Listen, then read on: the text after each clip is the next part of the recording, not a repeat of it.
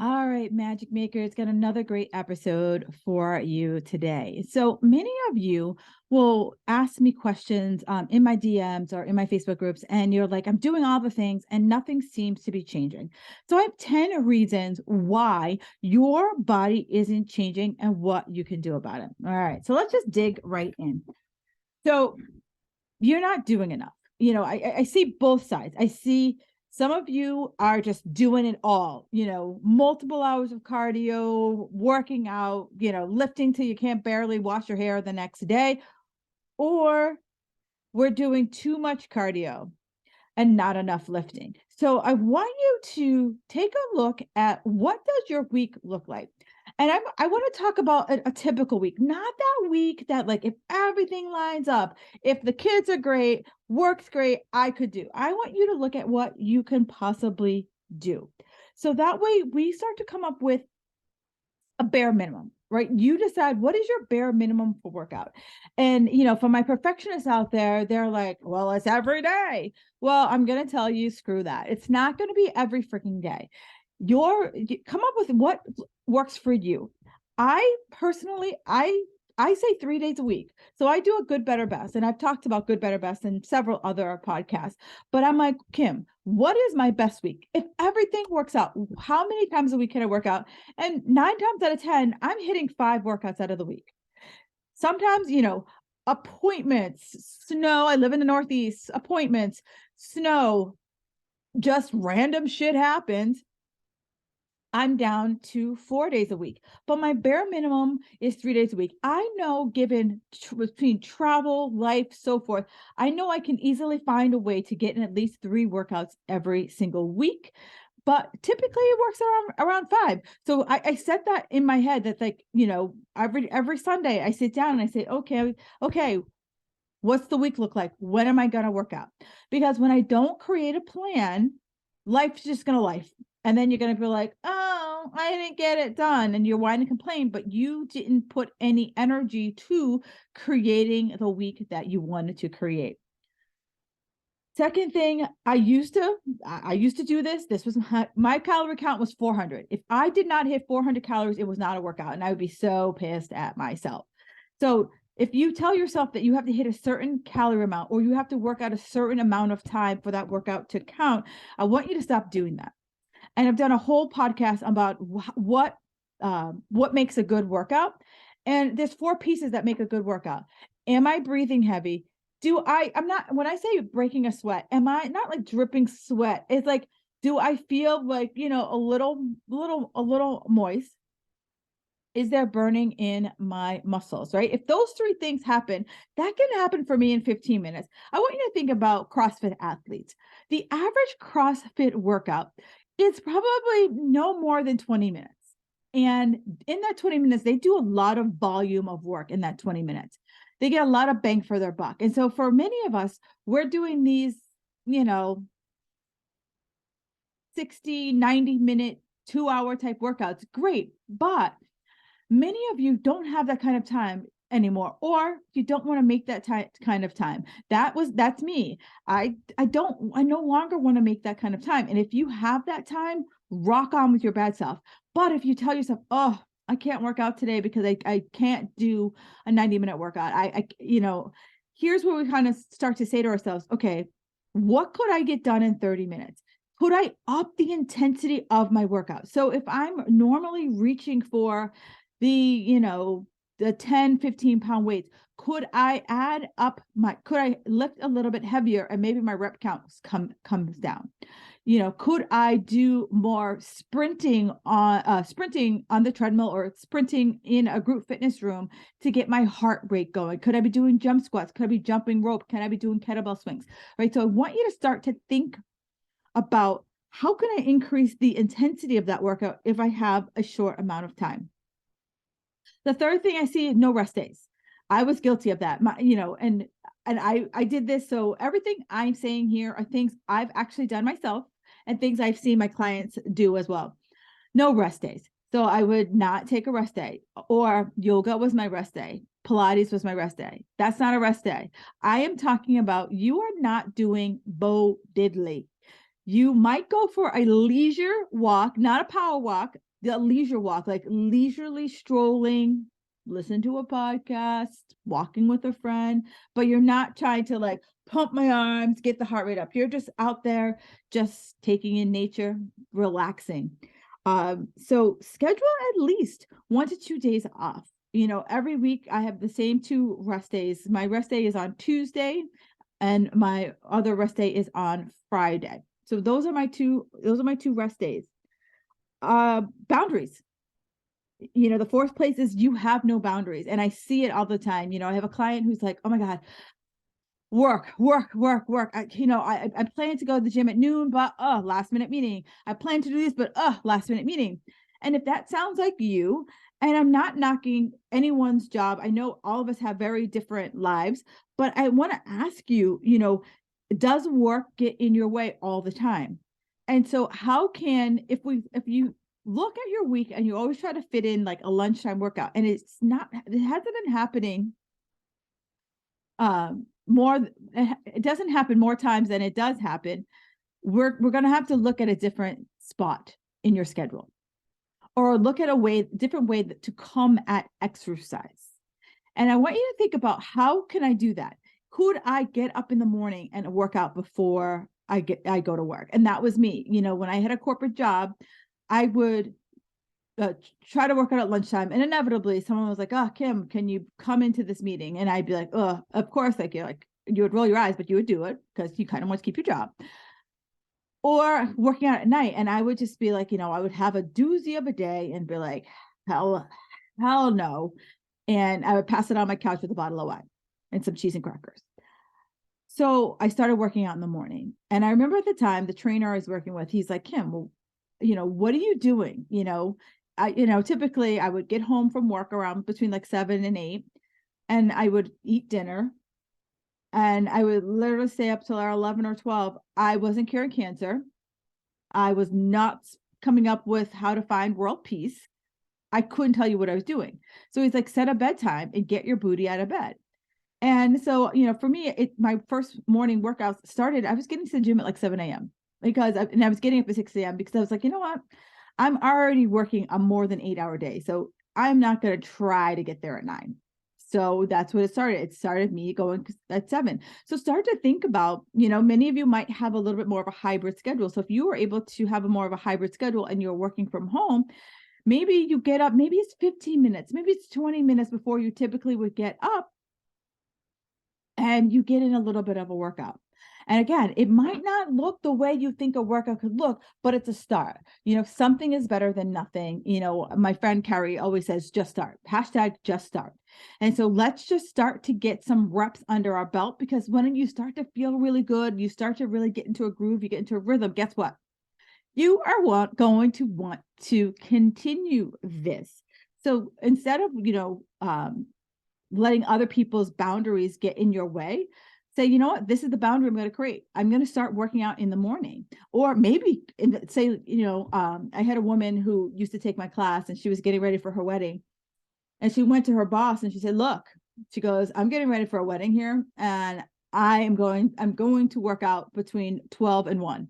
That, like, unless it is like, the building is on fire, there's no reason why I can't take this 1 hour out of all the hours that you have me for. So, can you be that bold as Christy? And if you can't be as bold as Christy, rock on with your bad self. All right. The next one is, you're always worrying about what you're eating. Is it too much? Is it not enough? Is it the healthiest thing? Is it the most organic thing? Here's where I'm just like, at this point, for many of you, the focus is consistency. What can you be consistent with? And I'm not asking you to be consistent across all of your meals. Many of us over 40, we grew up in diet culture, and diet culture told us to be afraid of food. Diet culture told us that carbs sucked. Diet culture told us that fat sucked, sugar, gluten, dairy, tomatoes. I just can't think of the multitude of things that diet culture told us that sucked. So here's where you decide what you can be consistent with. So instead of worrying about, is this a good food or a bad food? Is this the food that's vilified this week? Ask yourself this one question. What can I be consistent with? And so I challenge my clients. I'm like, pick one meal and just nail that meal. And then once you feel comfortable, confident in that meal, we can build up from there. And I typically say, let's do it in 30-day, sprints. So for me, every day for lunch for the last, I don't know, 8+ years, I have a big ass salad. And that big ass salad always has some form of protein in it. It has a lettuce and lettuce, cucumbers, beets, tomatoes. Every week I mix up the protein. I change from a lettuce. Some weeks is cabbage, some weeks is broccoli slaw, but that's the meal I focused on nailing. Like every day, that's the meal I nail. Maybe for some of you, it's like nailing breakfast, and it's like, whatever that it looks like for you. Or maybe your meal is dinner. But here, instead of worrying about being afraid of food, let's start to focus in on what our meals actually look like. One of my clients, she's been working with me for years. And I love that just by me asking a different question, I get to understand what the hell is going on. So she loves pretzels and she's a pretzel junkie. And I said, well, I'm not mad at pretzels. I just want to see why do you eat the amount of pretzels that you eat? So we started talking. And then come to find out, she's not eating lunch. She is a group fitness teacher. She teaches in the morning. She comes home for a couple hours and then heads back out to teach for the rest of the evening. And I said, well, you have lunch. And she's like, pretzels. And I was like, so you don't have lunch? She's like, oh, you're right. I don't have lunch. So we started coming up with, and she's like, well, I'm only home for like a couple hours. And I was like, okay, so that's the meal you're going to prep, right? I'm not this person who lays out my meals and those like little black Tupperwares and posts them on the gram. I used to be that meal prepper, but I just don't want to make that time. And I also see that it gives my clients anxiety that they're like, I have to figure out everything. And then what if I don't like it? Then I end up wasting food, blah, blah, blah, blah. I hear you. I'm not that person. I will never make you do that unless it brings you joy. I will never steal your joy. So what I recommend is that pick a meal that you're going to meal prep, something that is going to make your day faster. I've always meal prepped my lunch because I used to have a very similar schedule to her. I will grill my chicken I typically grill on Monday mornings. I don't know. Sunday night just started to become a little bit too much. So then I started grilling on Monday mornings and I was like, this works out fabulously. So I grill my chicken on Monday mornings. It typically lasts me Wednesday to Thursday. And then Thursday or Friday, I come up with something else for lunch. And it's usually like, I double cook my dinner on Wednesday night or Thursday night to have lunch. But that's how that's how I started to create consistency for my lunch. So I want you to start to think about it, right? It doesn't have to be this overcomplicated thing. The easiest thing for anyone to make lunch, double cook dinner. That's it. Double cook your dinner. Triple cook your dinner. Sometimes I triple cook my dinner when I know that I'm going to be busy, or typically my husband cooks on Monday and Tuesday. He's traveling. And so I'm like, okay, when he travels, I know I'm going to double cook my dinner on Sunday night so that on Monday night, when he typically cooks, I'm not coming home and I'm like eating everything that's not nailed down before I make my dinner. So start to think about those little things. The next thing is I see you eating the same thing over and over and over again because you're afraid of food. And I always encourage my clients to have variety. And the easiest way to have variety is if I were to eat seasonally. And so what does that look like? So, if you Google what's in season this month, and there's umpteen list out there that you can Google. And so I'm making this up because I didn't Google before the show. So let's just say in season right now is bananas, avocados, and grapes and oranges. All right, let's just say that. Okay. So there's probably more than that. So those are the fruits and vegetables I would focus on, right? So as a way to get variety. So then let's say, summertime comes, what's in season? And you eat those fruits and vegetables, right? That's one of the easiest ways to do variety. Another way to do variety is that, like I told you, every week I go to the grocery store. And you don't physically have to go to the grocery store. There's Instacart, a million other ways to get groceries to your house without you physically throwing crap into a cart. So one of the ways I do it is that, we all buy, let's just say 60% of the things every single week, we buy the same crap. So what I do for my salad, because I have that every single week. So 1 week I'm buying spinach. 1 week I'm buying red leaf lettuce. 1 week I'm buying spinach. 1 week I'm buying romaine. So it's just like every week I just toss a different lettuce into the basket. Every week I toss a different cruciferous vegetable into my cart. 1 week is broccoli slaw. It's red cabbage. It's green cabbage. It's carrots, right? So there's always something different in there. I always have olives because olives makes me feel like it keeps me from like binging on salty things. But that's, and I change the salad dressing I'm using, and that's the variety I get, because I always challenge people that when you have variety in your nutrition, that variety keeps you from going off the deep end. When I eat the same things over and over again, my flavor profile remains the same. And whenever I introduce a new flavor profile, I go out to dinner and it's something new. It's just your body's like, what is this? Oh, this is fabulous. Give me more. But the more I give my body different taste profiles, different feeling, mouth feels, crunchy, salty, savory, sweet. When I give my body all of those different things, my brain is not going to light up like Christmas Day because I've been eating the same boring, bland shit. And it's okay to season my food.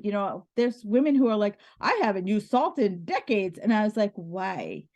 It has been proven that salt isn't the cause of high blood pressure. Sorry, not sorry.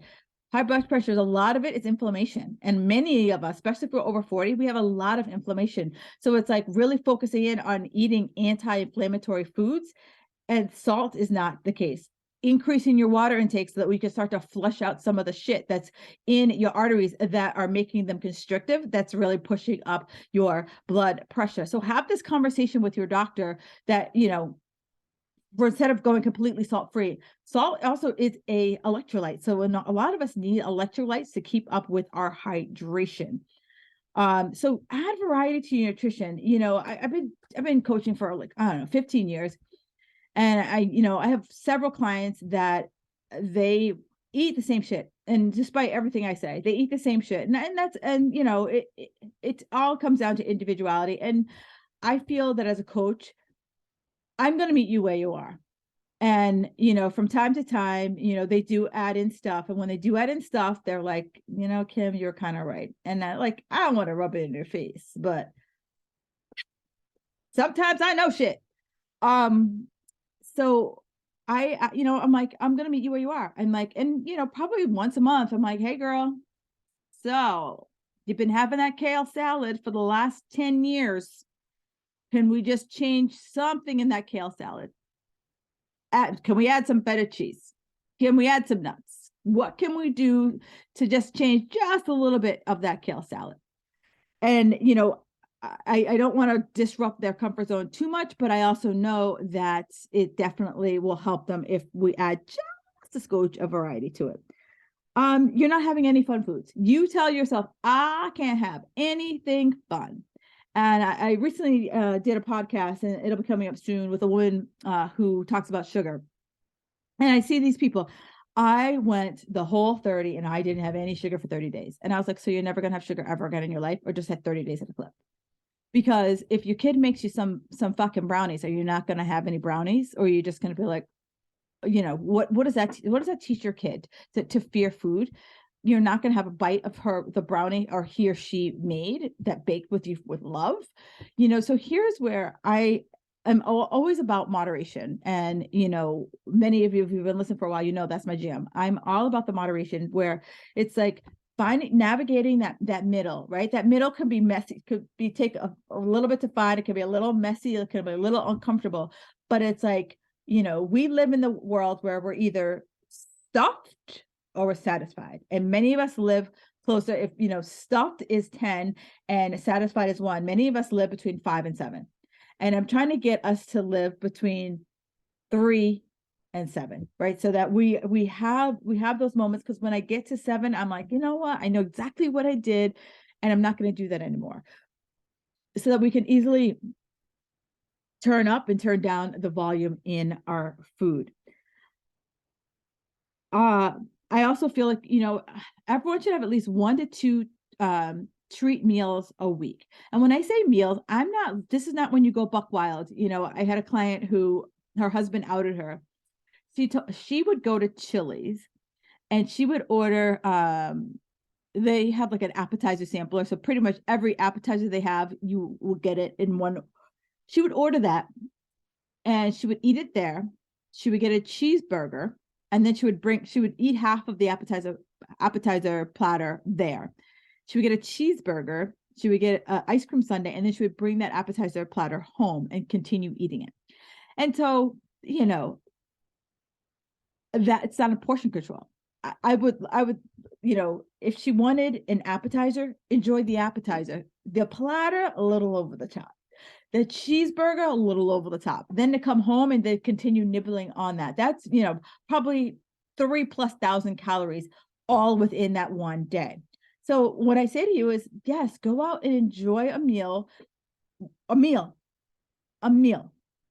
without, keep in mind, like, you're not having like, you're going for like the belly buster, or you're eating some type of challenge food. You're having a meal, you're not overly concerned with like, oh, could I have this on the side and that here, and no, you're just going out and having a meal, maybe a glass of wine, but you're keeping your portions in control.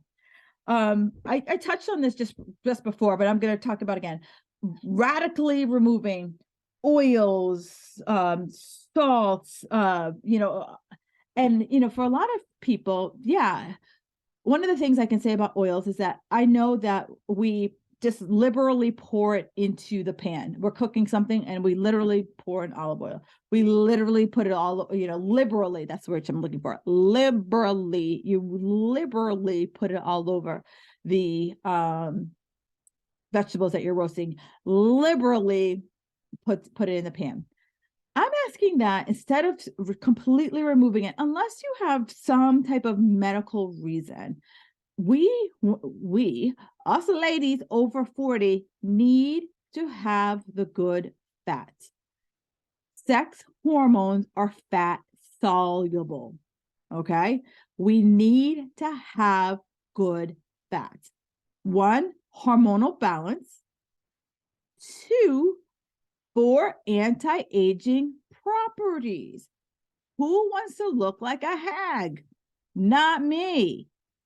I'm vain. So good fat oils keeps your skin looking fabulous. I know all over the interwebs, they tell you collagen. Collagen's fabulous. However, double down on the good fat oils. Good fat oils are any oil, with the exception corn, soy, sunflower, safflower. Those are all highly processed products that were never meant to be oils. Okay. And if you want more information on that, do me a favor, shoot me a DM and I will talk your ear off about the fabulousness of good fat. This one has been a pain in my rump shaker for decades. Fasted cardio. When I was doing fitness competitions, I remember the really hardcore fitness coaches out there would be like, you must get up in the morning, and if you are not doing an hour of fasted cardio, you will never make your show. And I'm like, the fuck? Like, who are you to say that to somebody? How are you not going to make your show? Having the appetizer platter, cheeseburger, and then having the rest of the appetizer platter on the way home. That's not how you're going to make your show. Fasted cardio, there's been research. Fasted cardio is 100% bro science. And by bro science, I mean, in the gyms, everyone whisper, hey, if you do this, you're going to get that. If you do, and it's just been all whispered. Research has showed And I'm all about like, I just want to Google that shit and be like, okay, is it just, rumor and innuendo I heard at the gym, or is it true stuff? And for me, I like truth. I mean, a good story is a good story. That's why I have Netflix. So fasted cardio, they have done research and it shows. So let me just rewind before I get to the point. Why people said fasted cardio. So they say fasted cardio because it will, with nothing in my stomach, my body has no choice but to tap into my stored fat. That's the theory. So what research has shown is that there is negligible fat that's tapped into with fasted cardio. Nothing has ever really been shown that you've got this a massive fat release. I mean, if you're thinking about it, you're like, yeah, that seems to make sense, because like the body needs energy, and then you have all this stored fat waiting for you to go, and that's not technically what happens. And so it's been a negligible amount of fasted cardio. Now, with that said, if you're someone who doesn't feel good having a lot of food in your stomach, don't do it. But it's not going to give you better, air quoting, or results because I went and did cardio fasted. And lastly, chronic dieting. You can't always be on a diet. Bottom line, end of story. Don't pass go. You can't always be on a diet. One of the things I always teach my clients is that we all have phases, and I would call them the 4 phases of dieting. There's 4 phases of dieting, and it's all based on how your life is. Because if I'm always dieting, that my body is just always going to be like, we know exactly what you're doing to us, and we are going to be a stubborn toddler. So shut up.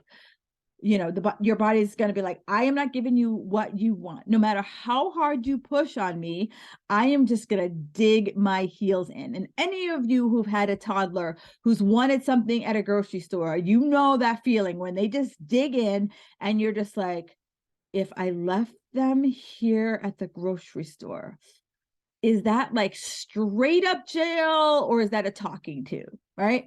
So chronic dieting is going to be your downfall.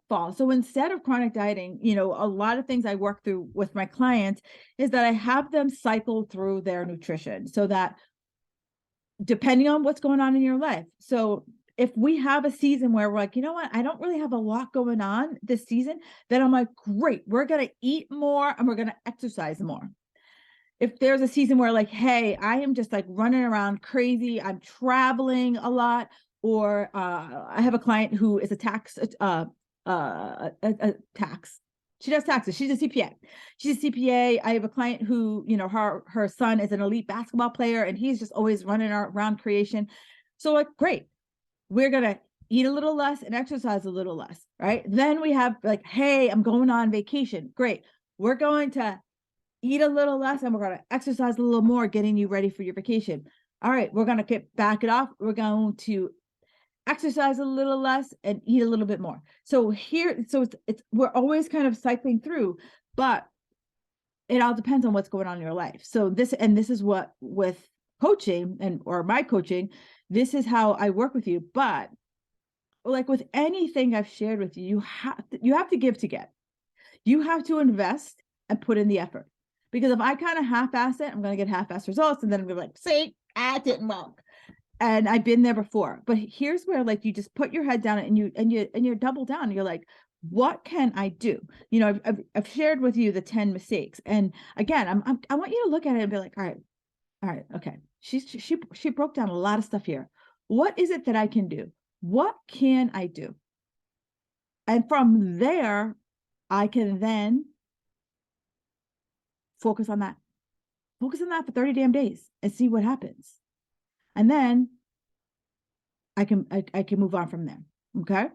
So with that said, one of, all of these are, we're going to hit on some of these principles in a workshop that I'm doing. It's called the Belly Fat Code Workshop. And in that workshop, we're going to talk all about, what are the main causes of belly fat? How can you get rid of that belly fat? Because, I gave the example of a toddler. That's sometimes what that belly fat feels like.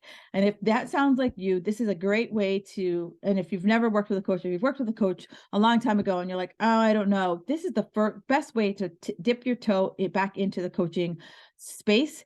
The Belly Fat Code workshop, it is a 2-hour workshop, and it is just going to be really simple and easy for you to better understand how to get rid of that belly fat, keep it off, and you're going to walk away with an actionable plan that will help you fight belly fat with foods that you actually love without feeling the need to deprive yourself.